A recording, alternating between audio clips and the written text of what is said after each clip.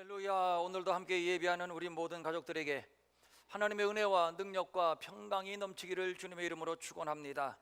얼마 전 모 공중파 방송에서 한국의 대표적인 대형 교회를 비판적으로 취재해서 방영한 적이 있습니다. 국민들이 이 프로에 얼마나 많은 관심을 가졌는지 최고의 시청률을 기록했다고 합니다. 교회의 긍정적인 면을 보도한 것이라면 무엇이 문제이겠습니까만 보도한 내용은 그것이 아니었습니다. 교회 내부의 약점을 까불려 만천하에 공개하는 내용이었습니다. 저는 이 프로를 보고 참담한 마음을 금할 수가 없었습니다. 우리 주님께서 어떻게 세운 교회인데, 우리의 믿음의 선배들이 얼마나 피와 땀과 눈물과 헌신으로 세운 교회인데 어쩌다 동네북이 되어서 세상 사람들에게 비난과 조롱의 대상이 되어버리고 말았는가. 너무도 마음이 아팠고, 내가 무슨 면목으로 성도들 앞에 설 것이며 무슨 면목으로 목사라는 명함을 내밀 것인가. 하나님 앞에 죄송했고 성도들 앞에 한없이 죄송했습니다. 내 책임인 것만 같았고 내가 벌거벗겨진 것만 같았습니다. 방영된 내용을 보니 많이 부풀려졌고 교회를 모르는 자들이 편향된 시각에서 프로를 제작했다고 보여지는 장면이 있는 것도 사실이었습니다. 일방적으로 교회가 매도당한 것 같아서 화가 나기도 했고, 그래서 변명해보고 싶은 생각도 들기도 했습니다. 이 프로를 방영한 후로 한국 사회는 물론 한국교회 전체가 큰 충격에 휩싸였습니다. 어떻게 교회가 그럴 수가 있는가? 사회는 격앙했고 교회는 큰 충격에 빠졌습니다. 모이는 사람들은 저마다 교회를 비난했고, 이로 인해서 실망한 사람들이 교회를 떠나기도 하고, 또 교회에 좀 관심을 가지려 한 사람들조차도 다시 마음을 바꿔 교회를 멀리하게 되고, 반면 반기독교 운동주의자들은 기세를 올려 계속 교회에 공격의 칼날을 휘두르려 하고 있습니다. 벌써부터 제2탄, 제3탄이 나올 것이라는 소문이 파다합니다. 말 그대로 기세등등입니다. 지나치게 한 사람을 영웅화시키는 일, 외화를 불법적으로 반출하는 일, 부동산을 많이 사놓는 일 등등, 자세한 교회의 속사정은 잘 모르지만 교회의 입장에서는 충분히 억울하다는 부분도 있을 수 있겠다는 생각이 들기도 합니다. 부동산은 교회가 선교 목적으로 구입을 했고 또 교회 명의로 등기를 한 것이니 목사 개인의 부정일 수 없고, 불법적인 외화 밀반출도 선교를 위해서 여러 사람이 함께 나누어 가지고 가서 현지에서 모아 선교비로 사용했다면 단순히 불법적 반출이라고 매도하는 것은 지나친 면이 있는 것도 사실일 겁니다. 맨 땅에서 개척해 교인 10만 명 이상이 모이는 거대한 교회로 성장시킨 담임 목사님을 존경하고 그 업적을 기리는 것이 무엇이 잘못이냐고 항변하고 싶은 마음도 있을 겁니다. 저는 요즘 교회란 무엇인가를 깊이 생각하고 있습니다. 목회한 지 30년이 훌쩍 지났는데 새삼스럽게 교회란 무엇인지를 생각한다는 것이 멋쩍기도 합니다만, 그러나 작금의 상황이 교회를 다시 생각하게 합니다. 내가 교회가 무엇인지 알고 목사직을 수행했고 목회를 했는가? 한국교회는 단기간에 고속으로 성장한 기적을 이루어내기는 했지만 과연 이것이 하나님이 기대하시는 교회의 모습이었나? 어떤 신학자는 현재 한국교회는 고도비만 동맥경화에 걸린 상태라고 진단을 하고 있습니다. 요한계시록에는 7개의 교회가 소개되고 있는데 칭찬만 받은 교회가 있고 칭찬도 받고 책망도 받은 교회가 있고 그리고 불행하게도 책망만 받은 교회가 있습니다. 책망만 받은 교회는 사대교회와 라오디게아 교회인데 저는 이 두 교회를 요즘 유심히 들여다보았습니다. 어째서 책망만 받았는가? 먼저 사대교회를 향한 지적은 이것입니다. 내가 내 행위를 아노니 네가 살았다 하나 죽은 자로다. 하나님 앞에 내 행위에 온전한 것을 찾지 못하였노라. 이것이지요. 사대교회는 겉으로 볼 때에는 산교회였습니다.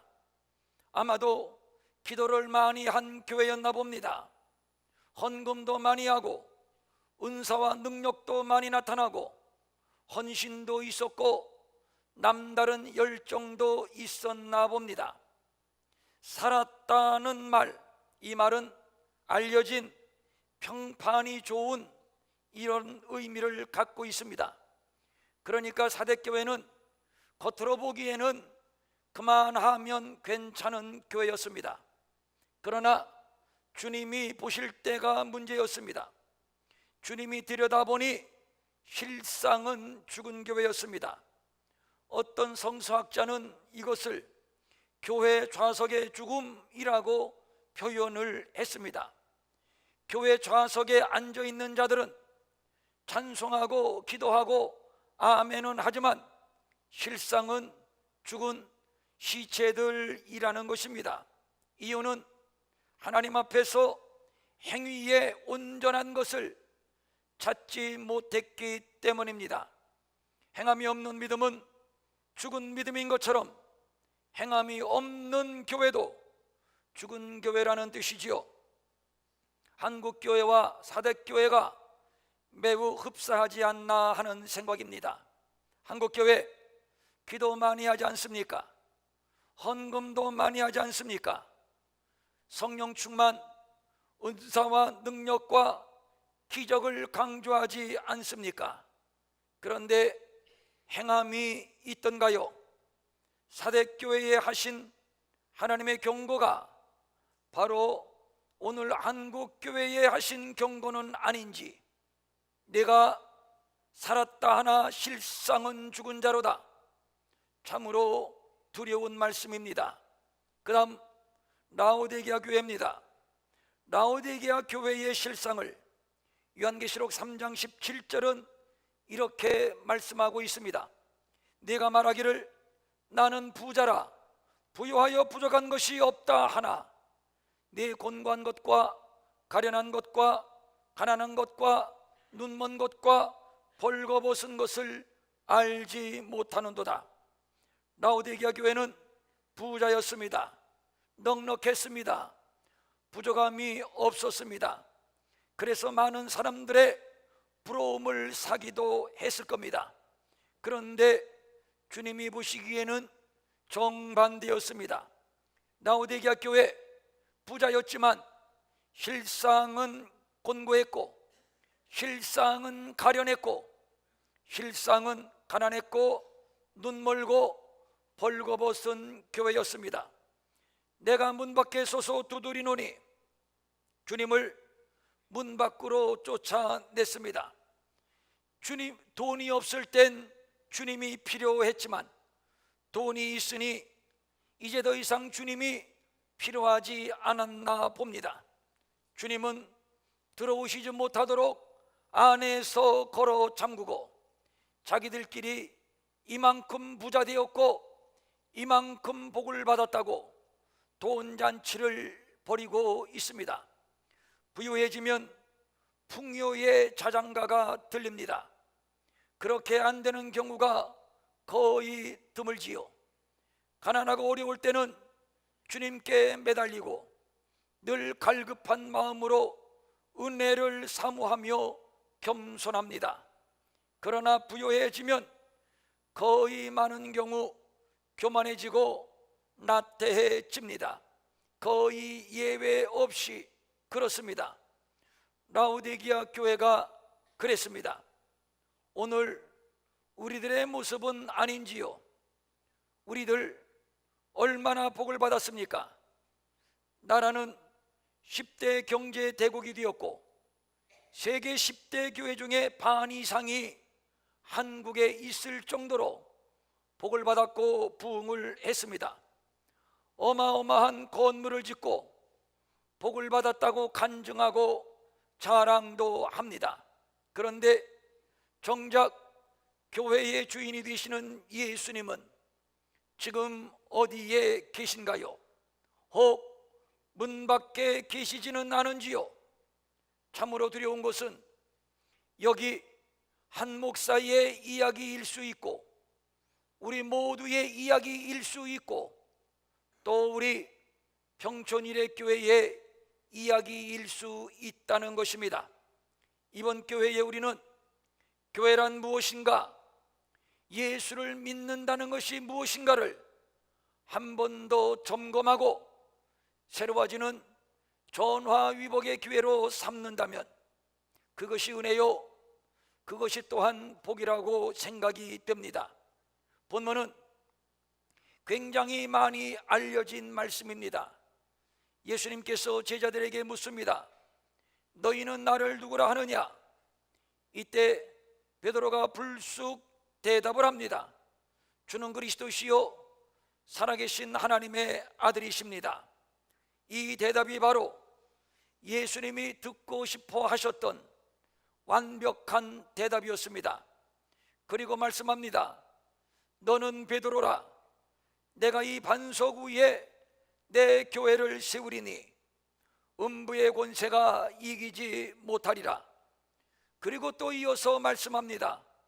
내가 천국 열쇠를 네게 주리니 네가 땅에서 무엇이든지 매면 하늘에서도 매일 것이요 네가 땅에서 무엇이든지 풀면 하늘에서도 풀리리라.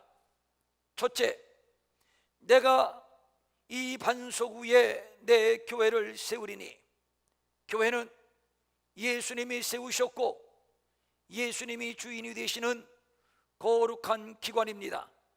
이것을 잊거나 이것을 간과해서는 안 됩니다. 크건 작건 화려하건 초라하건 이 땅의 모든 교회는 예수님이 십자가에서 친히 몸을 찢어 세우셨습니다.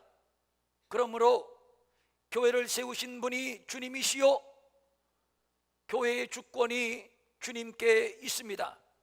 이것이 이 땅에 교회가 존재하는 대명제입니다. 누구도 주님의 교회의 권리를 주장해서는 안 됩니다. 그 이유는 주님이 주인이시기 때문입니다. 내가 이 교회를 위하여 기도를 많이 했고 헌금을 많이 했고 전도를 많이 했고 교회를 부흥시켰기 때문에 내가 목사요 또 내가 장로이기 때문에 교회의 주인 행세를 하고 마음대로 좌지우지할 수 있다고 생각을 한다면 이것은 큰 오산입니다. 큰일 날 일입니다. 누가복음 18장에 이런 말씀이 있습니다. 종이 하루 종일 일하고 들어왔습니다. 하루 종일 일했으니 얼마나 피곤하고 얼마나 지쳤겠습니까? 그런데 집에 들어와 보니 하루 종일 집을 비웠으니 또 집이 얼마나 오수선했겠습니까?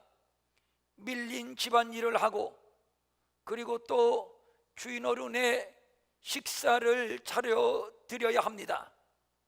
그러면서 하는 말이 우리는 무익한 종이라 우리는 하여야 할 일을 했을 뿐이다.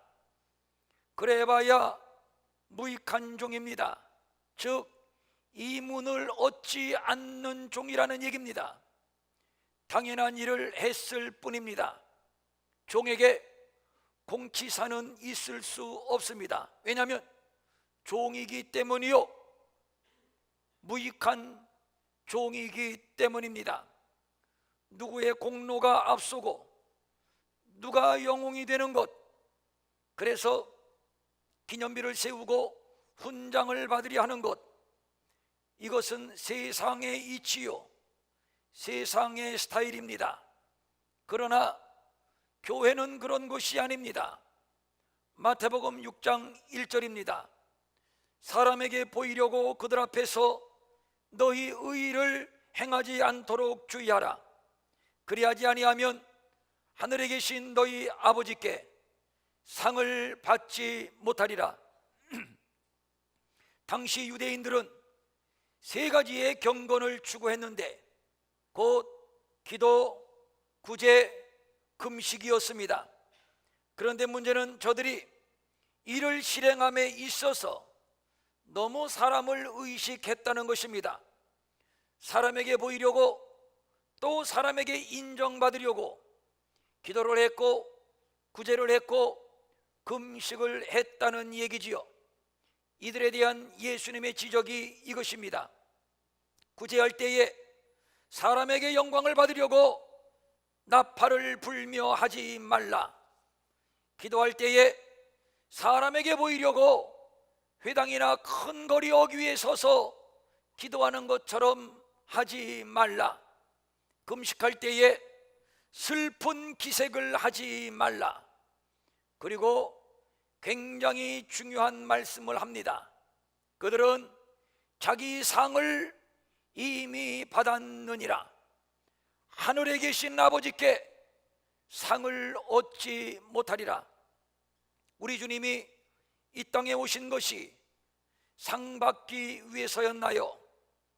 만약에 그랬다면 호화스러운 귀족의 혈통으로 왕궁에 오시지 초라하게 동정녀의 몸에 잉태되어 말구유에 오시지는 않았을 겁니다. 사단이 내게 한 번 절하면 천하만국의 권세와 영광을 주겠다고 매력적인 제안을 했을 때, 그때 예수님은 타협을 했을 겁니다. 유대인들이 호산나를 부르며 왕이 되어달라고 열광적으로 환영했을 때, 그때 초라한 나귀 등에서 내려 왕의 마차로 바꿔 탔을 겁니다. 그러나 예수님은 이 땅에서 높아지는 것, 상을 받고 영웅이 되는 것에는 처음부터 관심이 없었습니다. 오직 예수님의 관심은 당신의 육체를 찢고 피를 흘려 우리에게 영생하는 양식으로 나누어 주는 것이었습니다. 그리하여 저를 믿는 자마다 멸망치 않고 영생을 얻게 하는 것이었습니다. 그리고 제자들에게 말씀합니다. 무릇 내게 오는 자가 자기 부모와 처자와 형제와 자매와 더욱이 자기 목숨까지 미워하지 아니하면 능히 내 제자가 되지 못하고, 누구든지 자기 십자가를 지고 나를 따르지 않는 자도 능히 내 제자가 되지 못하리라. 너희 중에 누구든지 자기의 모든 소유를 버리지 아니하면 능히 내 제자가 되지 못하리라.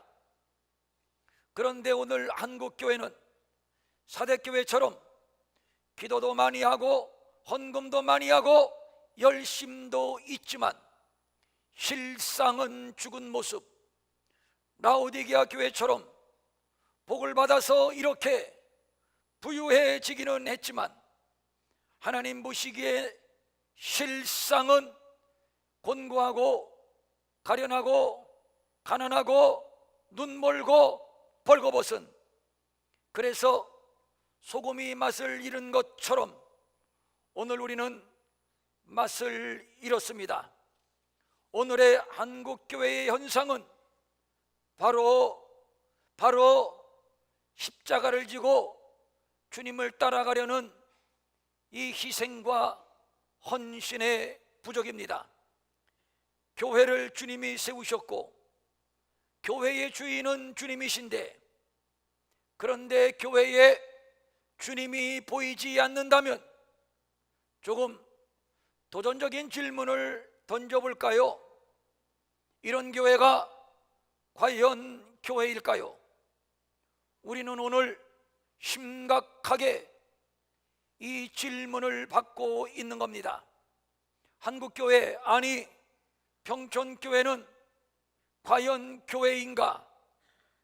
평촌교회 목사들은 과연 목사고, 장로들은 과연 장로이고, 권사는 과연 권사이고, 성도는 과연 성도인가? 하나님께서 지금 우리에게 이 질문을 하고 계시는 겁니다. 교회를 개척해서 이만큼 부흥시켰다고요? 그래서 내가 주인 행세하는 것쯤이야 어떠냐고요? 교회를 위해서 이만큼 기도하고 이만큼 헌금하고 이만큼 충성했는데, 그래서 내가 교회에서 주인 행세쯤 하는 것이야 어떠하냐고요? 우리 주님이 말씀합니다. 우리는 무익한 종이라, 우리는 하여야 할 일을 한 것뿐이니라. 영광을 받아야 한다면 주님이 영광을 받으셔야 합니다. 우리가 받을 영광은 털끝만큼도 없습니다. 왜냐하면 주님이 교회를 세우셨고 주님이 부흥케 하셨고 또 주님이 주인이 되시는 주님의 교회이기 때문입니다. 두 번째, 교회는 철저하게 복음에 입각해야 합니다. 교회는 주는 그리스도시요 살아계신 하나님의 아들이라는 신앙 고백의 터 위에 세워졌습니다. 이 고백을 복음이라고 합니다. 이 복음이 교회가 존재하는 근거요, 따라서 교회의 사명은 이 복음을 증거하는 것입니다. 교회가 사회사업도 해야 하고 교육사업도 해야 하고 문화사업도 해야 합니다. 그러나 그 가운데 핵심 본질은 복음 전파임을 결코 잊어서는 안 될 것입니다.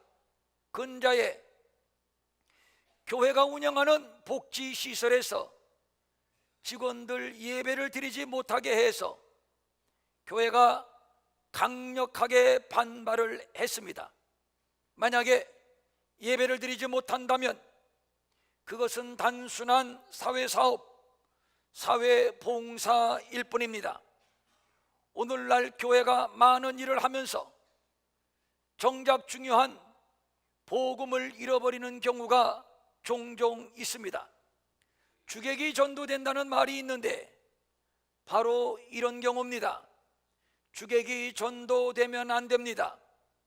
두아디라 교회에 하신 말씀이 이것입니다. 내가 네 사업과 사랑과 믿음과 섬김과 인내를 아노니 네 나중 행위가 처음 것보다 많도다. 그러나 네게 책망할 것이 있다. 그것은 너희가 거짓 선지자 이세벨을 용납한 것이다. 매우 중요한 얘기입니다. 교회가 많은 일을 할 수 있습니다.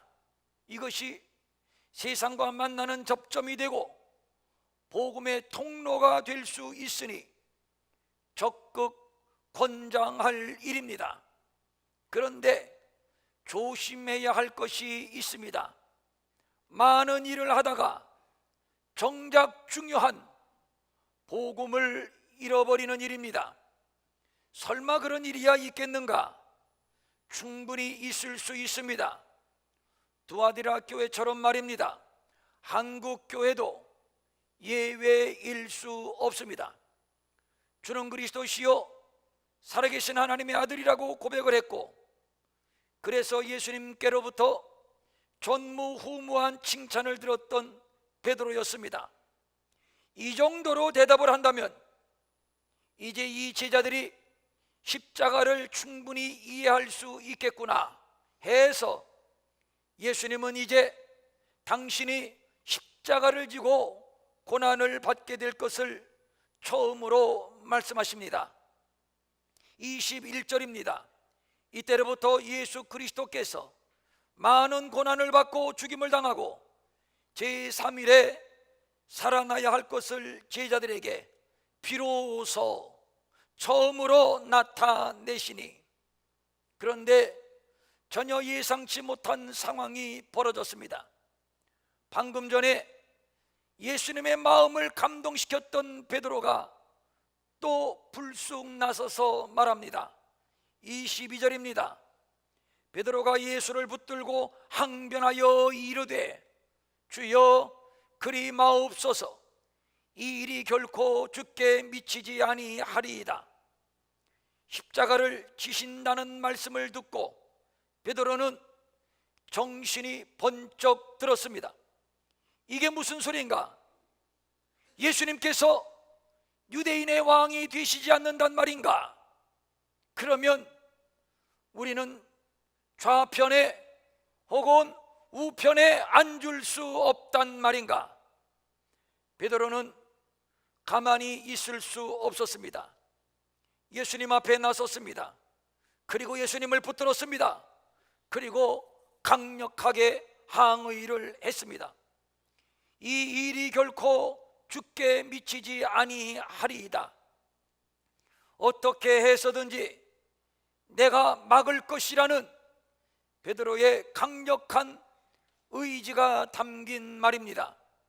주는 그리스도시요 살아계신 하나님의 아들이라고 고백을 해서 예수님에게 감동 충만을 안겨드렸던 베드로, 바요나 시몬아 내가 복이 있도다. 이를 내게 알게 하니는 혈육이 아니요 하늘에 계신 내 아버지시니라. 그는 성령의 감동까지 받았습니다. 역시 대단한 베드로입니다. 이렇게 대단한 베드로, 그런데 십자가는 싫었습니다. 그것만큼은 싫었습니다. 베드로의 모습이 바로 우리의 모습일 수 있습니다. 성령을 받고 은사를 받고 기적을 나타내는 것은 좋습니다.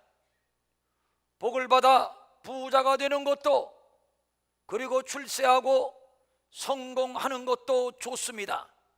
그러나 십자가는 싫습니다.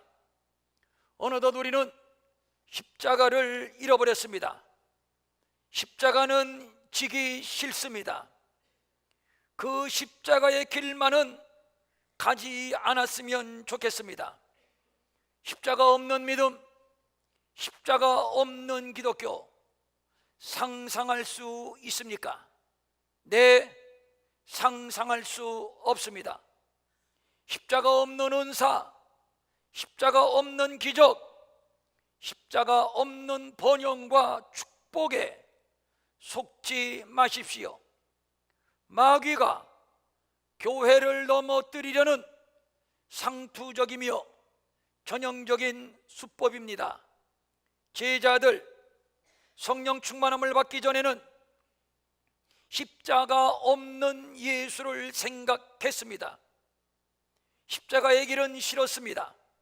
그래서 왕 대신 예수님을 상상하며 좌우편에 앉을 꿈을 꾸었고, 또 여기가 좋사오니 여기에서 우리끼리 초막을 짓고 살자는 그러한 꿈을 꾸기도 했습니다.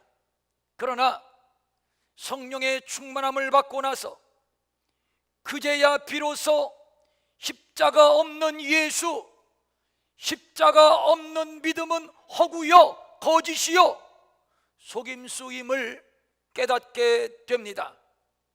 그리고 비로소 버려둔 십자가를 찾아 다시 짊어지게 됩니다.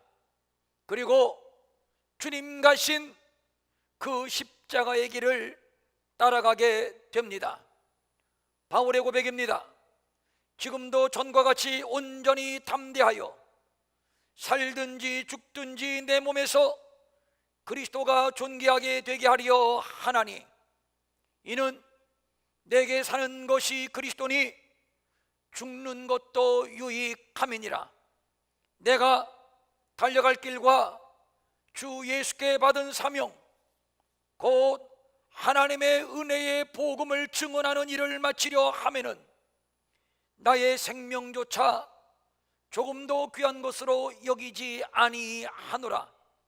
십자가가 기독교의 상징, 믿음의 상징인 이유가 무엇이며 왜 교회의 가장 높은 곳에 십자가를 걸어 놓는 것입니까? 답은 간단합니다. 우리도 주님처럼 십자가 지고 주님 가신 그 십자가의 길을 따라가겠다고 하는 신앙 고백이기 때문입니다. 그런데 요즘 우리에게 십자가는 한낱 액세서리 정도밖에는 어떤 의미도 찾을 수 없게 되었으니 이런 현상을 우리는 어떻게 이해를 하고 어떻게 해석을 해야 됩니까? 오늘날 한국교회는 성서적 교회로 거듭나야 합니다. 성서적 교회는 기독론적 교회요, 성육신적 교회요. 성육신적 교회는 예수의 피와 살이 있고 그 피와 살을 먹어 구원받은 무리들이 주님이 지셨던 십자가를 나도 짊어지고 주님이 가셨던 그 십자가의 길을 나도 따라가는 것, 그리고 세상을 섬기고 세상을 변화시키는 교회입니다. 그리스도가 머리이며 그리스도가 몸인 교회, 그리스도가 주인이 되는 교회입니다. 이것이 주님이 세우고자 했던 성서적인 교회입니다. 교회는 그리스도를 머리로 하는 그리스도의 몸입니다.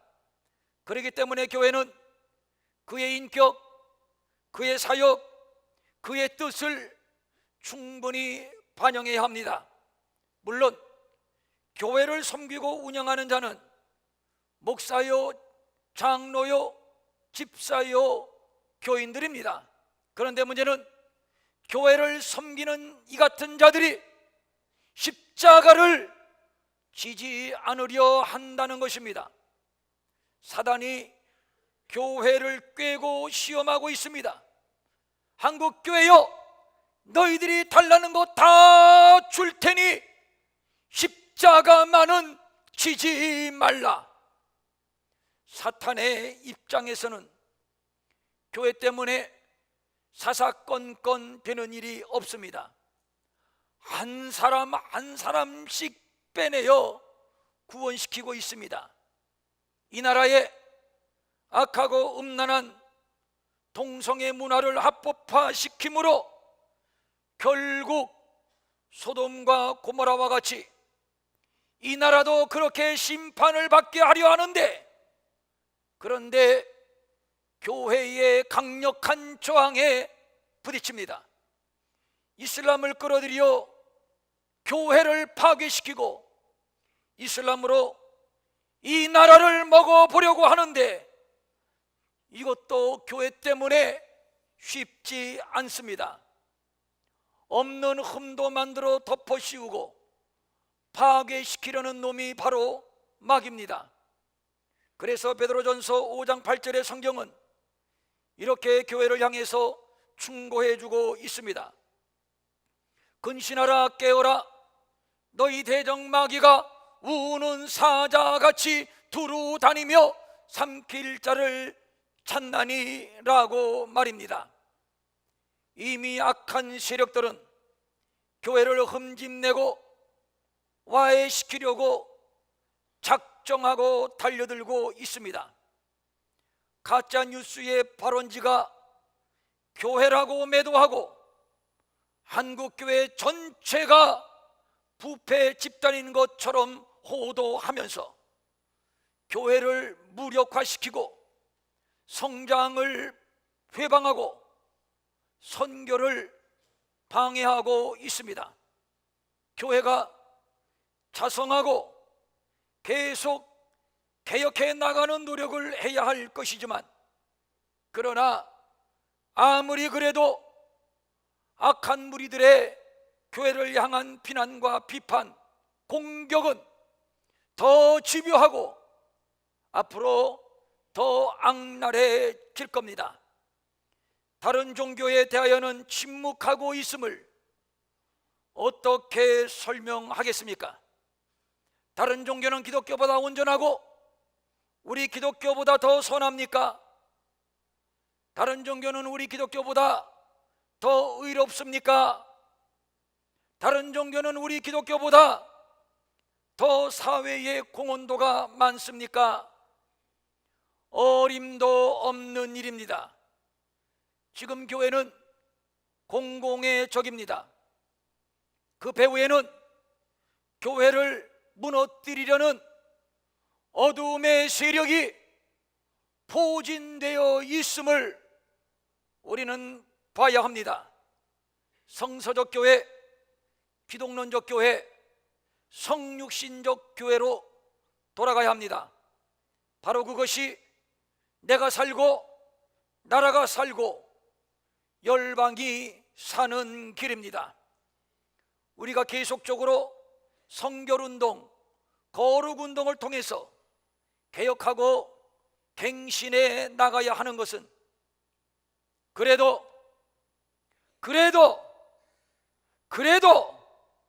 교회만이 희망이기 때문입니다. 내가 천국 열쇠를 내게 주리니 네가 땅에서 무엇이든지 매면 하늘에서도 매일 것이요 네가 땅에서 무엇이든지 풀면 하늘에서도 풀리리라. 이것이 교회입니다. 세상 사람들이 보기에 문제가 있건 없건 하늘문을 여닫을 수 있는 권세, 땅에서 무엇이든지 매면 하늘에서도 매게 되고 땅에서 무엇이든지 풀면 하늘에서도 풀리게 되는 권세와 능력과 영광을 우리 주님이 교회에 부여해 주셨습니다. 교회는 천국 열쇠를 쥐고 있습니다. 교회가 어떻게 하느냐에 따라서 구원을 받기도 하고 심판을 받기도 하고, 교회가 어떻게 하느냐에 따라서 복을 받기도 하고 저주를 받기도 하는 것입니다. 교회는 완벽하지 않습니다. 아니, 완벽할 수 없습니다. 그럼에도 하나님은 2000년 동안 교회를 통해서 끊임없이 일해 오셨습니다. 교회를 통해서 수많은 죄인을 구원시켰고, 수많은 병든 자를 고쳤고, 수많은 귀신을 쫓아냈습니다. 누가 뭐래도 세상을 변화시킨 것은 교회였습니다. 그러므로 교회만이 희망입니다. 우리의 부끄러움을 천하에 드러내신 것은 아직 우리를 버리지 않으셨다는 것이며, 앞으로도 계속 한국 교회를 쓰시겠다는 하나님의 뜻이 담겨 있음을 믿을 수 있기를 바랍니다. 교회를 위하여 애통하며 우리 계속 기도합시다. 모두 다 우리의 잘못이며 우리의 허물입니다. 작금의 상황은 한국교회를 향한 하나님의 채찍이며 사랑입니다. 교회가 아니면 어디에서 희망을 찾을 겁니까? 우리가 교회를 사랑하는 이유는, 우리가 교회를 사랑하는 이유는 그래도 교회만이 희망이기 때문입니다. 우리 평촌 일회교회가 이 지역의 희망이 되고 이 민족 가운데 희망이 되고 열방 선교지에 희망이 될 수 있기를 바랍니다. 우리 한국교회가 저 어두움의 땅 북한에 희망이 될 수 있기를 바라며, 저 공산권 중국, 러시아, 저 이슬람권 중동, 그리고 가난한 아프리카, 중남미, 그리고 무신론의 대륙이 되어버린 악하고 음란한 심판의 소굴로 변해버린 저 유럽, 그리고 이스라엘까지 우리 한국교회가 희망이 될 수 있기를 주님의 이름으로 축원합니다. 이를 위하여 우리는 계속 기도할 것입니다. 주여, 모두 우리의 허물입니다. 우리의 잘못입니다. 우리의 게으름과 나태와 세속적 욕망을 예수의 보혈로 씻어 주시고 이제 다시 일어나게 하옵소서. 조국교회를 붙들고 기도하게 하옵소서. 주여, 우리 조국교회를 살려 주시옵소서. 아멘. 일어나셔서